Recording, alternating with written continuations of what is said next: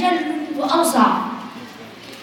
إلهي ترى حالي وفقري وفاقتي، وأنت مناجاتي الخفية تسمع.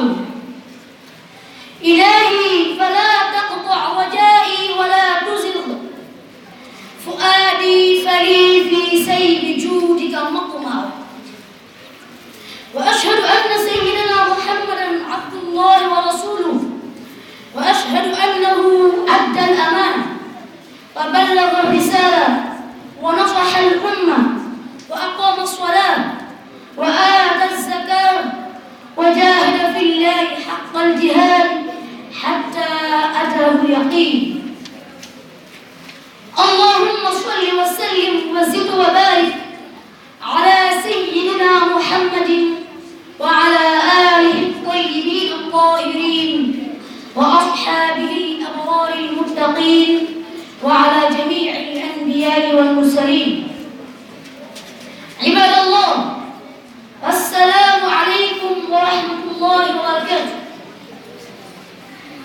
الإنسان باعتباره كائنا مكرما لقد رسم القرآن الكريم علاقاته الخمسة وفقا لطبيعته الإنسانية. علاقته بالله عبودية، وما خلقت الجن والإنس إلا ليعبدون. علاقته بأخيه الإنسان علاقة إحسان وعدل. قال تعالى: إن الله يأمر بالعدل والإحسان. علاقته بالكائنات الأخرى علاقة تسخير، وسخر لكم ما في السماوات وما في الأرض جميعا. علاقته بالدنيا علاقة عمل وابتلاء، ليبلوكم أيكم أحسن عملا. علاقته بالآخرة علاقة جزاء، ولنجزينهم أجرهم بأحسن ما كانوا يعملون. هذا ثواب. ولنجزينهم أسوأ الذي كانوا يعملون. هذا عقاب. فخطبتنا اليوم نتناول علاقة الإنسان بالإنسان، وهي مبنية على الإحسان والعدل. الله سبحانه وتعالى بحكمته ولطفه بنى علاقة الإنسان على العدل والإحسان كما بينت الآية الكريمة. والعدل هو الحد الأدنى للعلاقات بين بني الإنسان. والعدل في الإسلام دائرة شاملة تسع كل دوائر الانتماء البشري، وتبدأ بالدائرة الأقرب العدل مع النفس.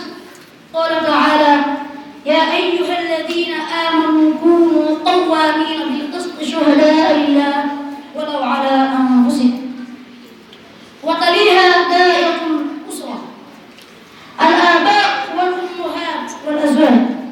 قال تعالى: فانكحوا ما طاب لكم من النساء مثنى وثلاث ورباع، فإن خفتم ألا تعدلوا فواحدة أو ما ملكت أيمانكم. ثم دائرة القربى.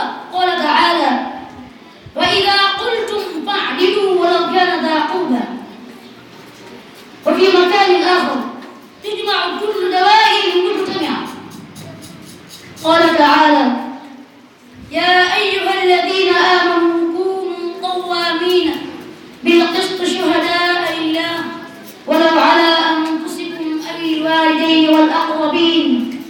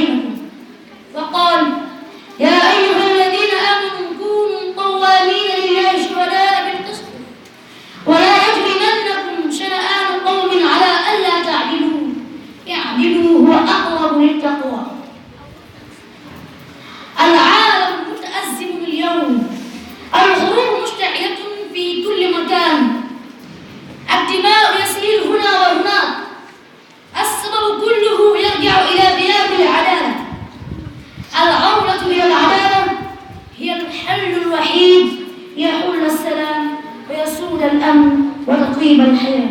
وصلى الله على محمد وآله